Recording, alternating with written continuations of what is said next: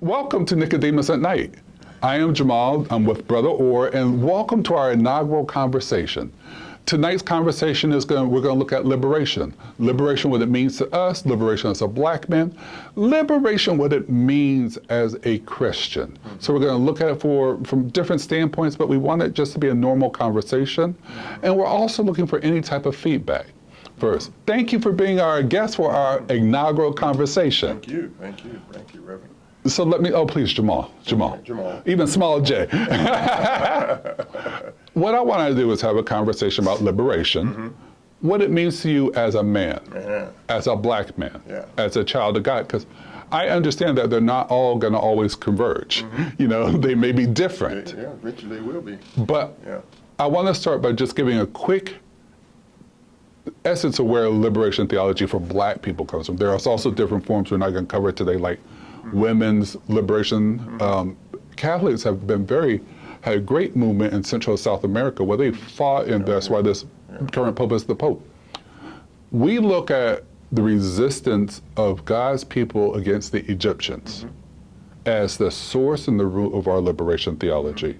So whether it's James Cone, Howard Thurman, they took on a profound sense of love that will A, bring people together, so bring belonging, and B, do it in a way that you can speak truth to power and make the power rumble and shake and fall. There you go.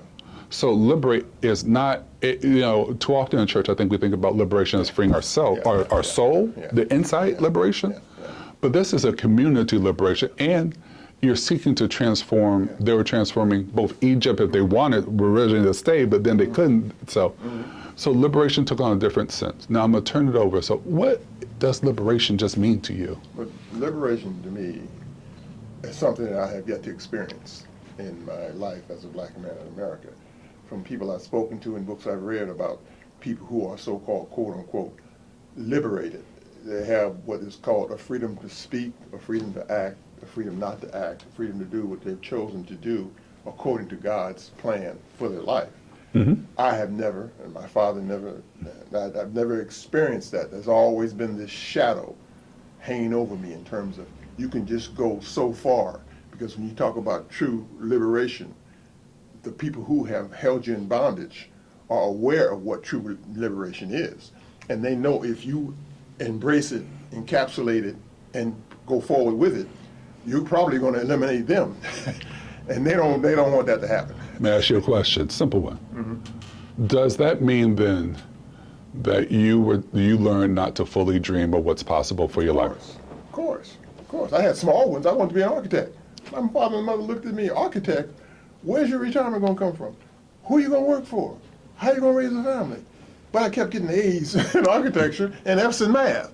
So where am I going to go with this? I made the decision, well, I'll just do without a family. I'll just do without having all the expensive things, but I'll be working in the area where I want to work. Right. So I'm making an A degree getting out of trade tech, $250 an hour.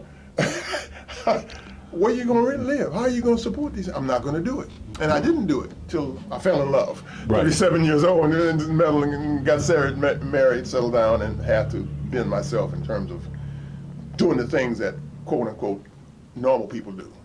So, although I want to look at it from other areas, liberation could be, in the sense of this conversation, the ability to not only fully dream, but make those dreams come true for your life. Yes, of course. That was never a thought I had before this conversation. I'm going to build buildings, or I'm going to be a doctor. How are you going to do that? I'm going to carry. How are you going to carry this with you and still do that? Aren't we liberated? Right. Father, son, no, that's not what you're going to do. Yes, I am, Dad. Right. I did it, and they were right. I ended up getting out of it. Never could get myself to the point where I could get a license to be an architect because I didn't have the consciousness, because I thought we didn't have it because they told me that I didn't.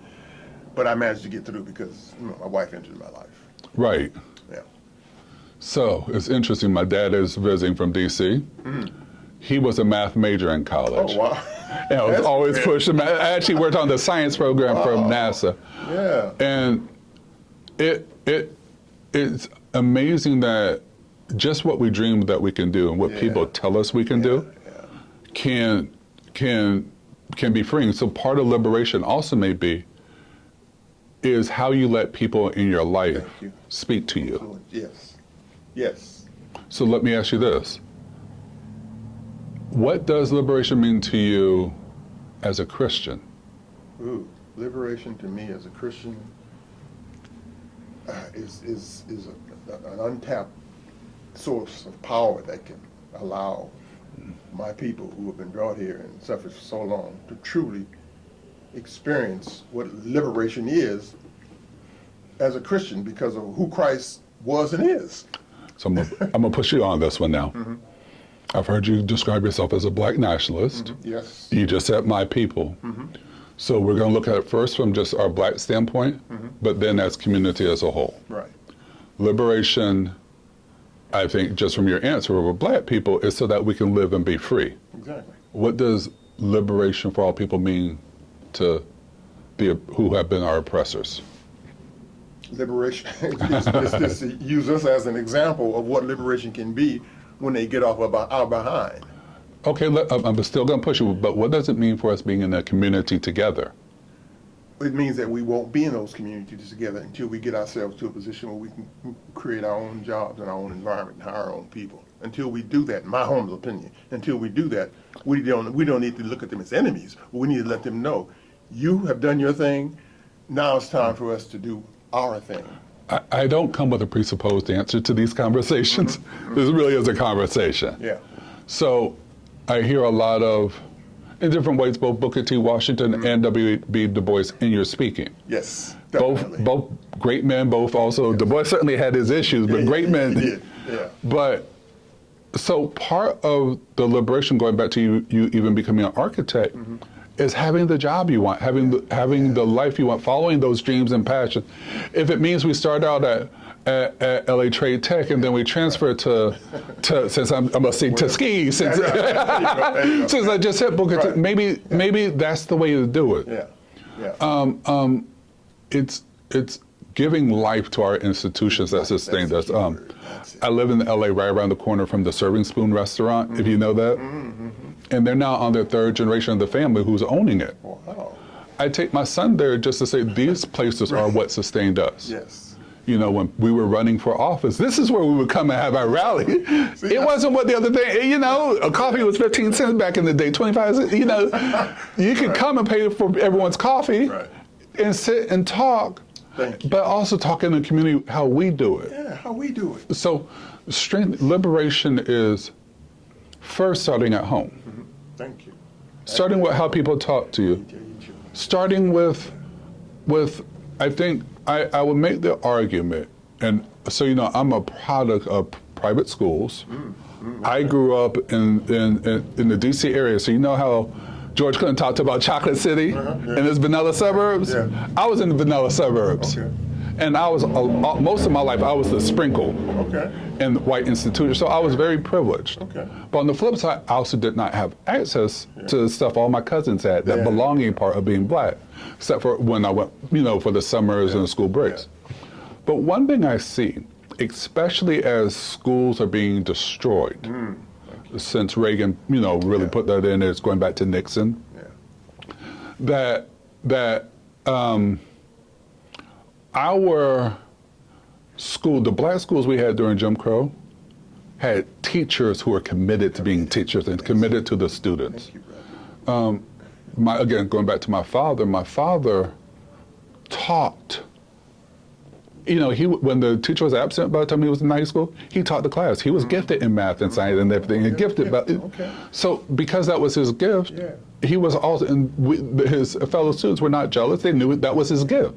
But outside, they were all cool. It's like it wasn't a competition either. People had gift. We were climbing together. I think that generation, he's 80 now. It was we're going to climb together. So it's bringing that back in, but it's bringing in that sense, I'm going to educate our kids. You know, if they're forced to learn something in school, okay, learn it. But now we're going to also teach you what the real truth is. Learn both. Because you're going to be in conversation with people who are going to believe on one and not know the other. So as in your vision, as we continue to bring our community up, how do we bring people back to church. I think rightly so people left the church. Oh, definitely. I have a very hard critique against this church, because, not this church, Amy, but in general, because we, I don't believe in name and claim it. We have to work. I would leave it too if it was doing what it's doing. Yeah. But it's not here, at least not here in Park Chapel. But how do we speak to people who maybe are one or two generations away, who think we are an out-of-date social experiment, who don't understand that the biggest changes in this country have come out not only the church, but the black church. And we also give room for the people in the black church who are scared to make because they also just want to live. So I understand some of the people who say, I don't want to do it. I understand that completely. I want to live. I understand that completely, but I don't want my children to get caught up in that. But so how do we also speak about liberation, not just in the nationalist standpoint, not just in the secular standpoint, but we also bring our faith into it. Yes. Yeah, and that, you start, and it's simple. It's not difficult. Some long extrapolated theory, but you start with the truth. Who are we? Why were we brought here? Who brought us here? What was the process of getting, like the pastor preached today, what was the process in getting us, like the monkeys, in the state that we're in? And why are they still using it when they see that it's not working and it's causing what could have been a great nation never to be a great nation, because it won't strap that greatness on itself and walk like that? Yeah, the grand American experiment, Thomas Jefferson actually did not have a quorum before, but wanted to do a thing to free the slaves. George Washington talked about freeing all the slaves, but they both held on to it so they could make money. Slaves themselves. Yes. So this country has never left that conundrum since before the founding. Never. Some of the picture now, they put up a good show. But and some of the founding fathers, like Dr. Benjamin Rush, harsh abolitionist, and he's a founding father. A truth hearing inside just the black community. Black men will let us acknowledge this idea of not supporting our women. And we know where the root is, that we were ripped from slavery, we were ripped away from our women. But let us acknowledge where we have not been there. Let us acknowledge that where we have cut corners instead of seeing the only way out, or so that we can get rid of this idea. If I don't get it now, I won't have it.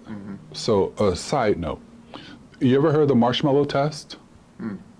So it's something they do that has been a predictor for long-term success.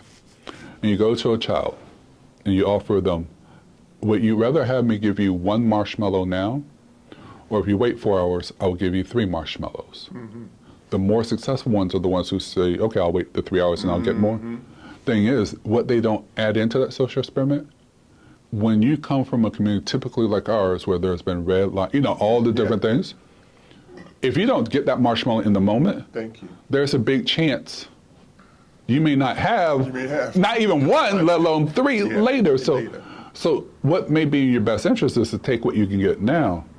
But all too often when we do that, we're denying ourselves the possibility for a greater future.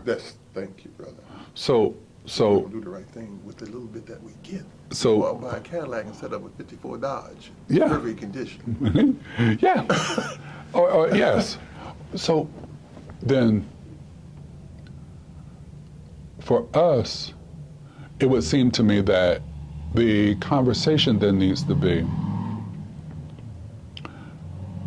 what do you gain by holding out and not, what do you gain by holding out, taking your time and getting a plan? How do we get people to, I don't know, does the dream come first? Is it a chicken or egg? Does the dream for your future, what's possible, come first? Or does the practices that allow people to say, I'm not going to talk about, this is one of my personal things, I'm not going to talk about passing on wealth, generational wealth. What I want to pass to my children right now, good credit, no debt. Thank you. Generational wealth. Also more money with interest? No, I don't want that. No. Good credit, no debt. Good credit's also a good name. See, good credit's a good name. It used to be a great name. Yes. So if you can say, my name is worth something in and of itself, and I don't owe anyone, and I'm able to cover I might not have generational wealth where I can go stay at every Four Seasons. Yeah, But what I do have is something that my children can then grow upon. Maybe I'm just leaving them the house. yeah. But they're going to have a house, and they're going to have their house. You know, so right. they can create things that will go on for generations. That's the key. But how are you going to get people to do that if they can't dream that it's possible? But, you know, without the dream, are people going to do it? So it's like, But if we keep doing what we've been doing and the dream doesn't manifest itself, our children are going to say, that don't work. And it's not working, and they're telling us the truth. Yeah. What we have to do is get all our marbles and put them in the same spot and shake them up enough to where we can get enough friction to where we can create an energy that's going to cause something to grow. Because all we have to do is say, check out your record in terms of what's happened to us. And check it again, and check it again, and check it again. An about face, 180 degree, not a 360, 180 degree turn has to be made, and not done violently or with any hatred, but with the love of Christ in it. So we come together, let's say me and you are in the same family. And we literally just say, listen, we represent two generations, there's two us behind us.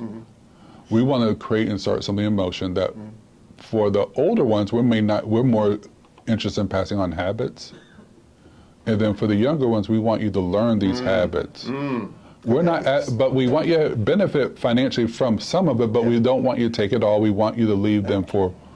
So it's maybe it's part of the modeling and the messaging is the model that we're going to give, and we're not going to expect anything for ourselves out of it.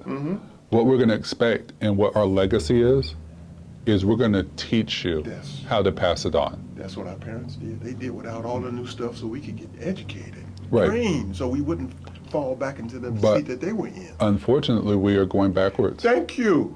So we need to somehow speak to the 25 to 50, the 20 to 50-year-olds, and say, you know, we are a family. We are a family that has gotten through because God has sustained us. And we tried it. We tried the other way. We tried the other way. The whole yoke of capitalism and all the rest died.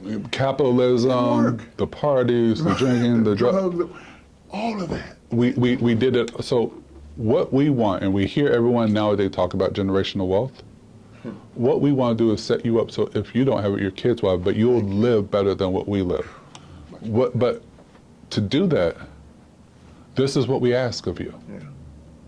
That in this area of your life that you pray with us. For those who may not believe in God or God is some ethereal otherworld thing, ask in this area that you start praying with us. In this area, we're going to ask that you do certain habits. You know, not only tithe, but put money into yourself. We're going to ask that before you start going out and do these wonderful vacations, let's look at where your debt is. Let's get these debt taken down. $350 million to play football, and I ain't seen you yet. Well, how about this? If you have credit card debt, you could have, let's say, on the low end, you're paying 15% interest. Our money market, so what you make in a savings account, might be 1%. So every month, you have money on a credit card and not in your savings account, you're losing 14%. Boy. I mean, and they wonder why we crazy. Boy. I used to be a financial advisor. Wow. So I never met a got your background and your experience. Yeah, I'm strictly from the hood. It's okay. Then South Central, I'll tell you, this is where you know it. I can see what Nike has done, how they make their money, almost evil. You and I know that Nike got big off of the sales of hustlers or drug dealers during the crack epidemic of the 80s. Because they did not have a bank they could put their money in, they bought sneakers. And then Nike Spike Lee came in. We all remember that Spike Lee commercial. It got to be the shoes. That's right. And he had him, and that's what people are talking about. The shoes weren't all like great, better. Because before them, people were wearing Converse, and that was Adidas. And it's a flat shoe. Yes. It wasn't tapered. So all the Boston Celtics wore. So it was the marketing, and it became commercial, and then like Michael Michael Jordan, when what's his name was running against Jesse Helms, a black guy ran for Senate from North Carolina, Michael Jordan's home state, and he would not endorse the guy, and he said conservatives wear sneakers too. So the people who we hold up as the GOAT so often, the people we hold up as the GOAT are the ones who did not, when it was their time, to stand up and speak up. That's right. And there was a time that would have been unconscionable in our community. A generation or two generations before, if you had the chance. That's right. Unconscionable, that's the word. You If wouldn't even think about that.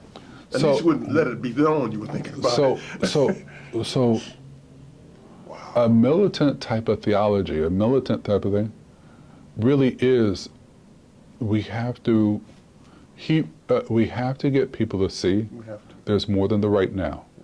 We have to. And maybe what we don't do, maybe this is what we do where we can blend the faith and the family, is get your generations together, get a tape recorder, get your phone, get something that can record the conversations, and start talking about having honest conversations. Let's break down maybe inside the family what we need to do as our jump, is to start the real conversation of, this is who I really was. These are the things I did so that we can relate. This is the music I listen. I heard Cardi B, WAP. Yeah. But WAP had the same beat that Frank Ski made. I heard what Frank Ski did. I heard what Luke did. But I can go back and play what they were saying, 70 years ago, saying the exact same thing. So maybe we need, maybe what our family has broken down is we let a generational barrier came in where we could not. So we start by telling each other our real stories of what we did, seeing the hustlers, whatever we grew up around. Exactly. And then we say, when we can start the same language, why we even are able to own a house or this or that is because we trusted in God and we worked a simple plan. Well, thank you. Please let us know how this conversation went. I really enjoyed it and learned new things with you. Hey, same here, brother. Same here. Sometimes I feel like I'm all by myself in terms of theory and the process you go through in which you bring about change, and all of a sudden God moves in your life, and here you are with two other brothers talking about stuff that you think nobody else talked about, and they're hurting it. And we need to put them out there, and that's what this talk about. That's what we do. So let me just say thank you for this. Thank you, my brother Brian, too, behind the camera, always doing your magic.